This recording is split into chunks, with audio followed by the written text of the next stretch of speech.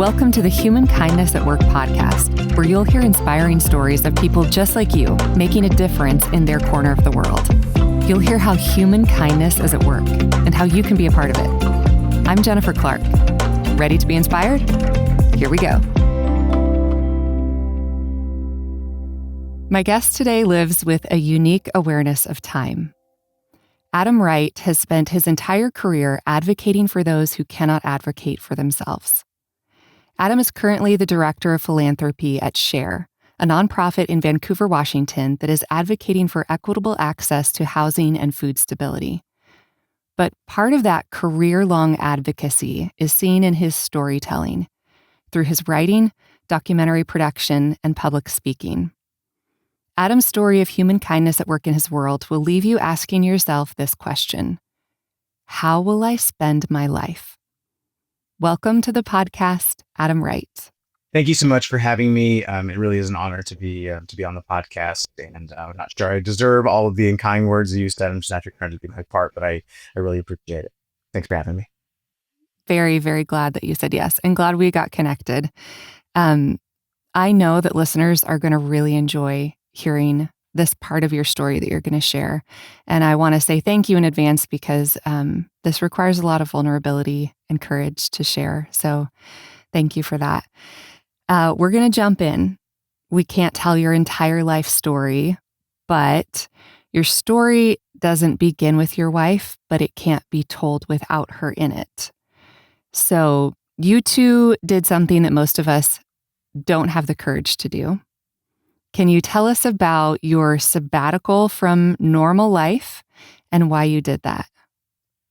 First of all, I'm going to go back as you on that and say everybody has the courage to do it. We were just fortunate and had the resources and the support to be able to do it. So I do think anybody has the capability, the courage to do it. But what we did is we got married in 2018, and we were looking for the best honeymoon anyone could ever have, trying to figure out what we wanted to do for that honeymoon. And Australia came up on the list, and it looked amazing. And but really, to be able to fully experience Australia in the way that we felt it needed to be experienced, we needed more than the 2 weeks that our PTO would allow. And so I was working at Special Olympics at the time. She was working for a development company there in Crossroads in Kansas City. And we took a leap in 2019, decided to leave our jobs for a year. And we traveled abroad, went to New Zealand, Australia, Southeast Asia, Japan. We did that for about 4 months because we did have two big, loving couch dogs that we were leaving behind with our parents and some friends. And so we kind of split the year into two. We did 4 months abroad, came back to the States, and we had rebuilt a miniature school bus that we then swooped up our dogs, put them in the miniature school bus, and drove from Kansas City up to Alaska, going to as many national parks and state parks as we could, trying to do some hiking and just see the beauty of the world that we have here. And you documented those travels, right? We did. We tried to share as much as possible about our adventures and everything that we were doing along the way, because travel is a very special thing. I think it makes all of us better if you're able to do it. We recognized how lucky we were to be able to do this, but I think travel can give you a perspective on life that is different than your own. It can show you how different cultures exist, how different cultures do the same things that you're doing in a different way.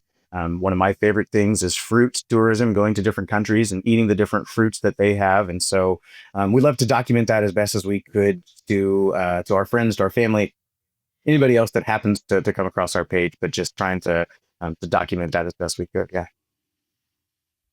But then life ripped the rug out from under you. What happened after that trip? It did. Yeah. So we, it was kind of in the middle of the trip, actually. We were, the school bus was a 1992 miniature school bus. And as you might imagine, there were some breakdowns along the way. And so those breakdowns cost money, and the money eventually started to run out. And so rather than cut our trip short, the whole year that we were going to take off, we decided we wanted to still live in a different part of the country for a little bit. So we started looking for jobs, ended up settling down here in the Portland area, both found jobs here. And that was probably December, or I guess Kaitlyn got hired. My late wife got hired at her job in October. I found a job not too long after that. We kind of settled down here in late 2019, early 2020. And then spring of 2020, a couple things started to happen around the world that you might be aware of. And during that process, we still continued to travel, continued to travel locally, I should say, go on hikes, do what we could for our mental health here in the backcountry, things like that. But one of our goals was to start a family, and we were incredibly fortunate to that Kaitlyn got pregnant, and we were so proud that she got pregnant, and so excited to start our new venture together, and proud to see kind of what that would look like as we continued on. But then in December of 2020, we had some complications with her pregnancy. She was less than a month away from her due date. And in about a span of 64 to 72 hours, we went from snuggling in our bed together to Kaitlyn waking up in immeasurable pain. She was one of the healthiest people ever alive. She loves to hike, loved to eat fruit. She was a gymnast. You couldn't have been a healthier person than Kaitlyn was. But she woke up in a lot of pain. She couldn't breathe very well unless I was holding her arms above her head. And so went to the hospital, even though it was kind of a tricky thing to be doing during the COVID times there. But ended up making the decision to go to the hospital and put that side of things at risk a little bit to be able to care for her. And then in the next couple of hours, we ended up losing our baby. Kaitlyn ended up going into a coma, which she never awoke from. And so in about a span of 72 hours, went from kind of snuggling in our bed to losing the two of them. Gosh, I'm so sorry. Thank you. Yeah. Some people might be wondering, how in the world does something like that happen? And I don't want to get in the weeds of the medicalness of it all, but if I'm correct, that's eclampsia. It was, correct? yes. So eclampsia was part of it. Mm. There are a lot of much more medical jargon that we could get into with it, but where it was such a unique case that it was eclampsia that because of the pandemic, there were less appointments that were able to be possible to have. And so we weren't able to catch it as preeclampsia.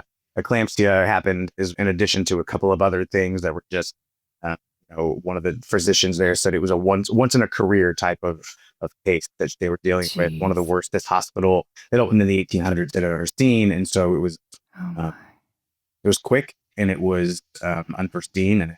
And, 2 days prior, there were no indications that anything would have been wrong. So, but yeah, eclampsia was kind of the main one that people would know. Mm.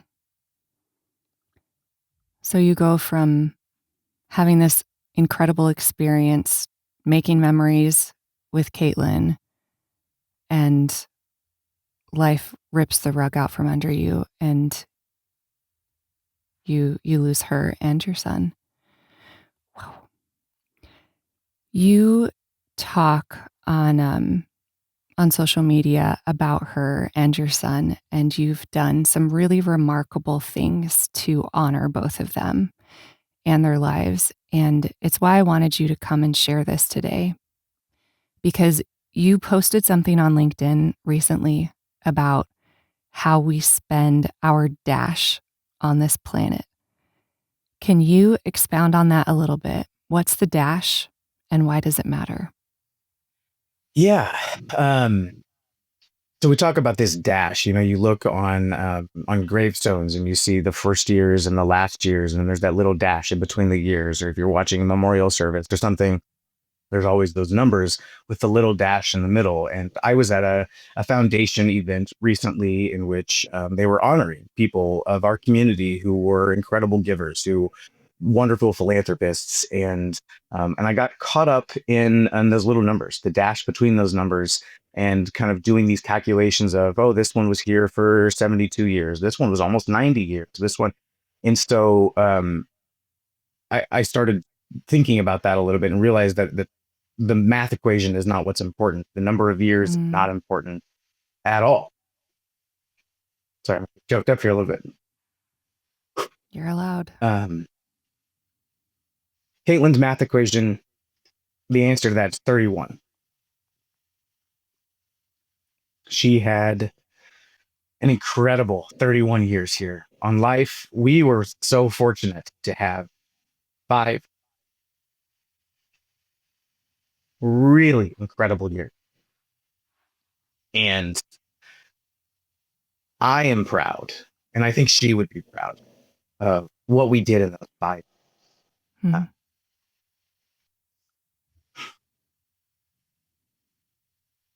we, you know, obviously, I wish none of this would have happened, Yeah. but I think it's almost poetically beautiful that in the year leading up to Kaitlyn's last year on Earth, we traveled the world. We saw some of the most beautiful places on this planet in Vietnam and Thailand and in Australia and New Zealand, places people dream of going. We Mm. did this so much of. And it's important to me that people realize and understand that there's always hardships. There's always things that can make it difficult to reach your dreams, to live in the moment, and to, you can always put things off into the future and think, oh, I'll do this, maybe when I have a little bit more money, maybe when I have a little bit more time, maybe. And none of those things are guaranteed. And uh, it's what we do with that little dash that we're here on Earth that is so important. And that's not just for much, for us, that was travel. It's so important to us to travel and see the world and enjoy all of these things and all these different cultures. But it doesn't have to be. It could be in your own backyard, whatever you enjoy doing most. Maybe it's picking up your grandkids. Maybe it's going for a walk with your grandparents. Maybe it's doing whatever it is that is most important to you. It's important to me that people understand how important that dash is on Earth, and how Mm. we use that dash from a philanthropy side. I think it's equally as important. We all have the Mm. ability and the power to make somebody smile, um, to make a huge difference in someone else's life, um, and I think it's what we use our time on this earth for that is going to create our legacy, as much as a legacy is important to any of us. So, yeah, I just it occurred to me while I was doing those math equations during that foundation event that the number of years just could not matter any less. It's how you Mm. spend those years that is so important, in how you treat others, how you care for others, how you treat yourself, care for yourself, and find the things that are so important to you. Um, so Yeah. that's kind of that dash for me is how do we spend that time that we're given here? I love that. That's really, really well said and beautiful. It's a beautiful picture. You are spending your dash very well, despite immense grief and loss. Can you tell us a little bit about how you've recycled that pain of losing your wife and your son into making a difference? Yeah, and thank you for asking. Um, it probably started almost in a selfish way, to be honest. Anybody that's ever done anything for anyone knows that warm feeling you get in your heart when you make someone smile, when you hold the door open for somebody who's had a rough day, and it kind of puts a little pep in their step. And so for me, I've been really fortunate to have the support system that I've had from my family, my friends, strangers, my current partner Aria, to everyone around me. As I've been so fortunate to have them. But in the early days of this immeasurable grief, um, something that really made my heart warm was there was a group of strangers that um, had read about Kaitlyn's love for the planet and her goals for creating a better world for all of its inhabitants. And so I think it was on Christmas Day, about 2 weeks after we lost Kaitlyn and Grady, that a group of strangers went out and picked up their community. They picked up some trash. They cleaned up their area that, was in an area where it was a small creek that went into a river that went to the Missouri River that went to the ocean. And so, this chain reaction effect where they were picking up trash in the middle of Missouri that eventually could have harmed a turtle. And so that made me, it gave me a lot of joy. And so really taking their idea, I just kind of ran with it because it was something that made me happy. It was something that that got me out of bed every day, being able to do. And so what has happened now is we have these two main events throughout the year that friends and family and now kind strangers from all over have kind of started to join in with us doing. The first of which is in the fall. We do a fall community cleanup. Typically, we're doing it early in October.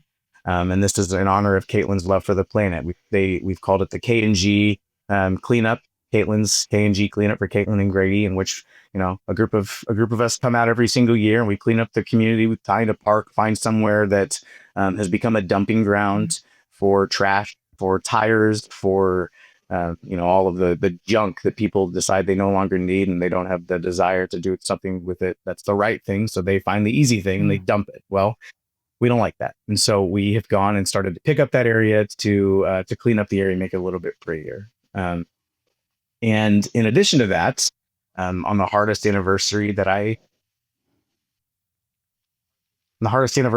typically have every single year, I started doing what we call Grady's Gifts, which is kind of turned into more than a month-long adventure. It's annually. It started as just me and my cousin came out to Portland for the anniversary of losing my family. And I mentioned that I was gonna go spend some time with people who are experiencing homelessness, families who are experiencing food insecurities, those who are trying as hard as they can and the ends are not meeting. And so I didn't expect much of it. I was going to put as much money as I had that I could give to do this, but we're going to go buy some gift cards to hand out on the streets just to brighten some people's days. And somehow this has snowballed over the last 5 years into last year. We brought in about $10,000 from kind strangers. That I feel incredibly fortunate to be able to go out and spend other people's money to go into low-income neighborhoods in Portland and in Kansas City. We're looking to expand it a little bit here, but and to go into these neighborhoods and go into grocery stores and take that burden away from that mom with 2 kids who is trying to decide between putting food on the table or getting the medication. And we've gone out and bought hats and gloves for, people when it's the coldest time of the year. And so really it's just, it started as a way for me to feel a little bit better every single day that I was struggling with the most, the hardest part of the grief, the strongest, the time of year that is typically the hardest for me.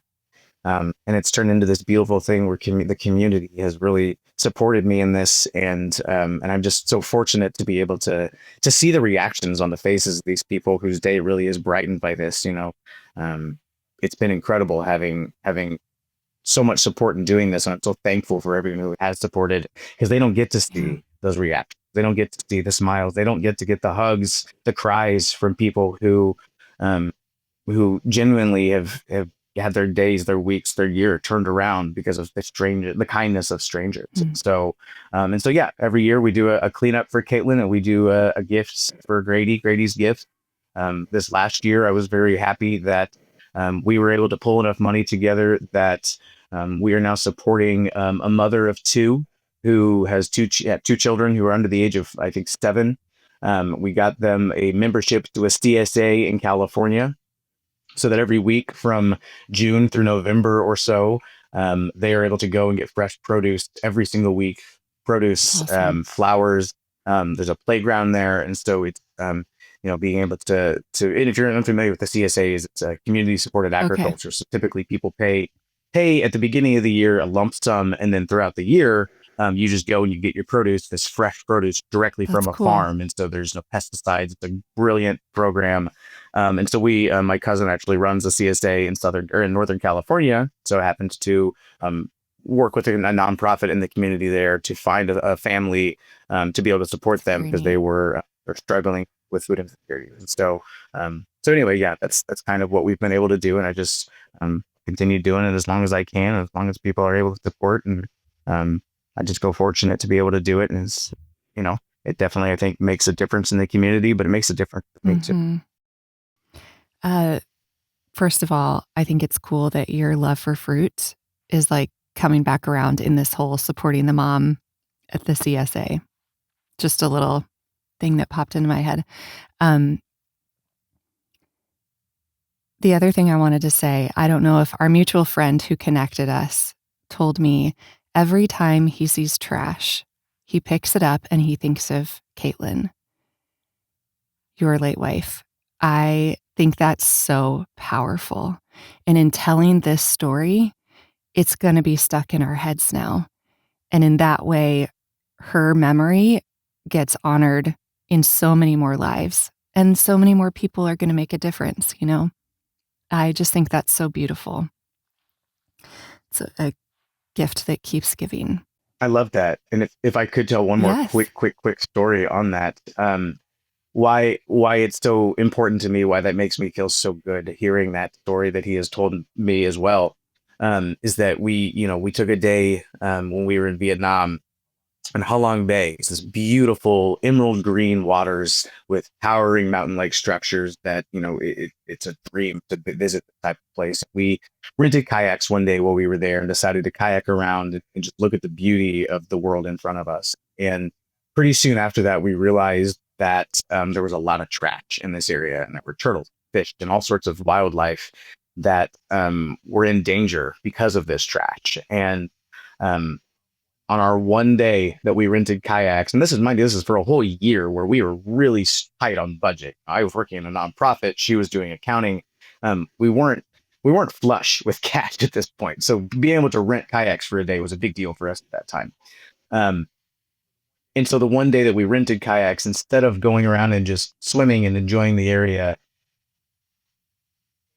Kaitlyn got it in her mind that we needed to make a difference. And so we went through and spent the entire day picking up trash, filling trash bags of probably 3 or 4 trash bags with trash from that area. And so just I hope that, I feel like I get a lot of credit for the work that we're doing in their honor, but so much of it is because of Kaitlyn's heart.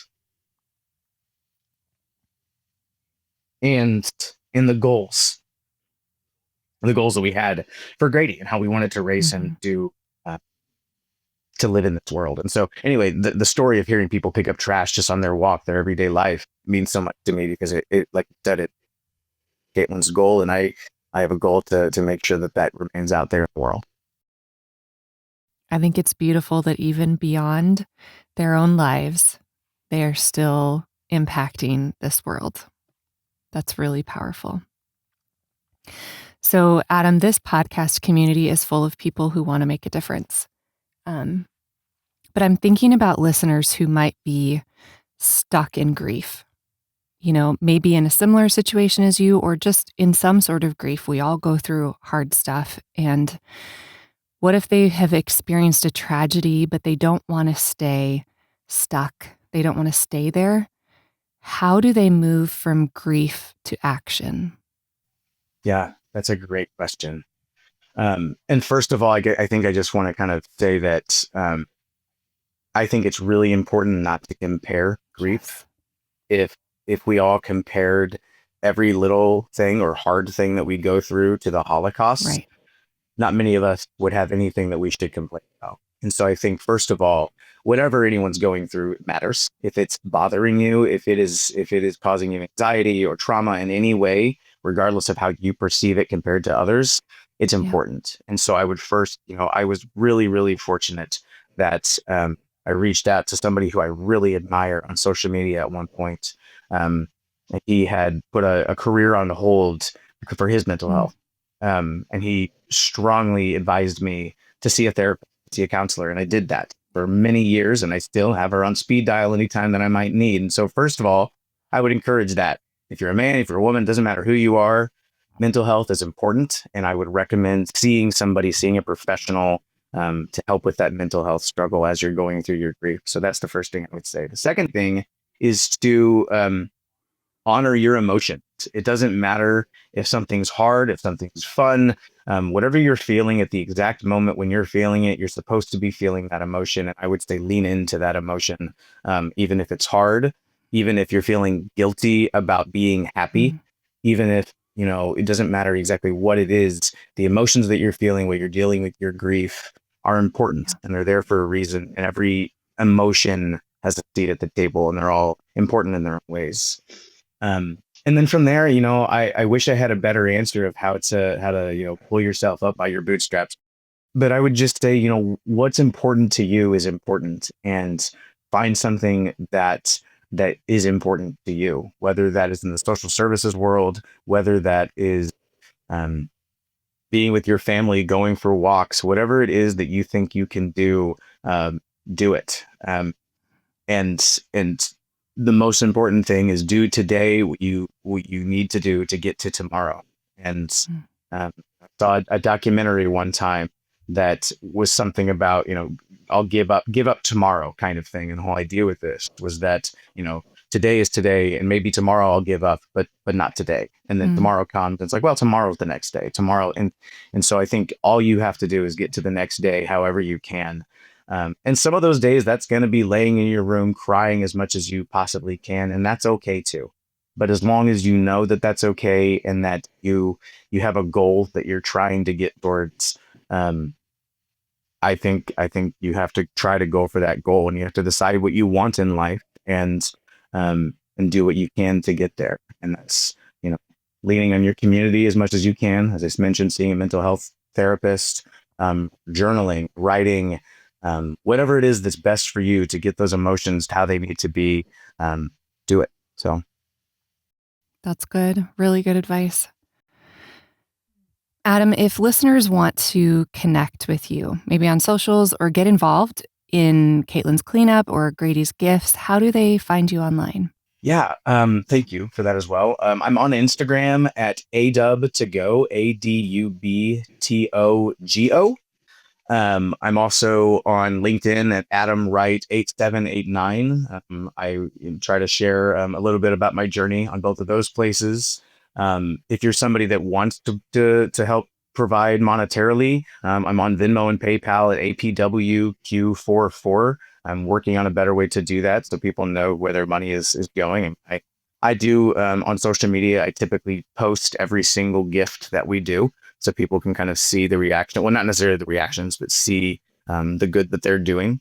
But those are kind of the three things awesome. There. Yeah. I'm so sorry. I would say one other thing too. I would love to connect with anybody that wants to. I'm happy to have people support monetarily, all those things. But if none of that is of interest of anybody, my request is just to continue to do, build the world that we want to see, and to hug your kids, hug your parent, and pick up trash, recycle. Every moment has the right thing and the wrong thing, however you're going to gauge what that is. And I just ask that everybody try to do the right thing. That's a good ask. Your story, Adam, is such a good reminder that life is short and nothing's guaranteed. I think that grief has a way of changing us. It marks us, but from what I can see, you haven't let that grief swallow you. And I think that's really admirable.